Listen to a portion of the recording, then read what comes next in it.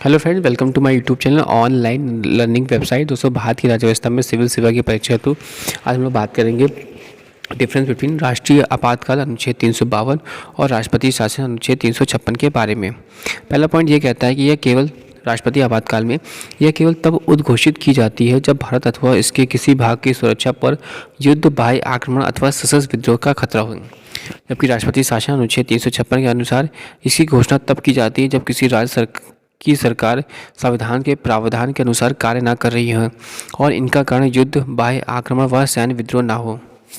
दूसरा पॉइंट, राष्ट्रीय आपातकाल में इसकी घोषणा के बाद राज्य कार्यकारिणी व विधायिका संविधान के प्रावधानों के अंतर्गत कार्य करती रहती है। इसका प्रभाव यह होता है कि राज्य की विधायी एवं प्रशासनिक शक्तियाँ केंद्र को प्राप्त हो जाती हैं। जबकि राष्ट्रपति शासन में इस स्थिति में राज्य कार्यपालिका बर्खास्त हो जाती है तथा राज्य विधायिका या तो निलंबित हो जाती है अथवा विघटित हो जाती है। राष्ट्रपति राज्यपाल के माध्यम से राज्य का प्रशासन चलाता है तथा संसद राज्य के लिए कानून बनाती है। संक्षेप में, राज्य की कार्यकारी अथवा विधायी शक्तियाँ केंद्र को प्राप्त हो जाती हैं। तीसरा पॉइंट, राष्ट्रीय आपातकाल में इसके अंतर्गत संसद राज्य विषयों पर स्वयं नियम बनाती है, अर्थात यह शक्ति किसी अन्य निकाय अथवा प्राधिकरण को नहीं दी जाती।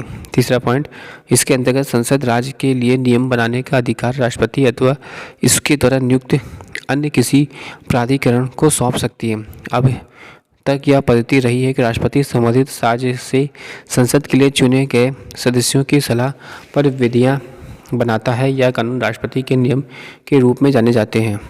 चौथा पॉइंट, इसके लिए अधिकतम समय व्यवधि निश्चित नहीं है। इसे प्रत्येक 6 माह बाद संसद में अनुमति लेकर अनिश्चित काल तक लागू किया जा सकता है। जबकि राष्ट्रपति शासन इसके लिए अधिकतम 3 वर्ष की अवधि निश्चित की गई है। इसके पश्चात इसकी समाप्ति तथा राज्य में सामान्य संवैधानिक तंत्र की स्थापना आवश्यक है।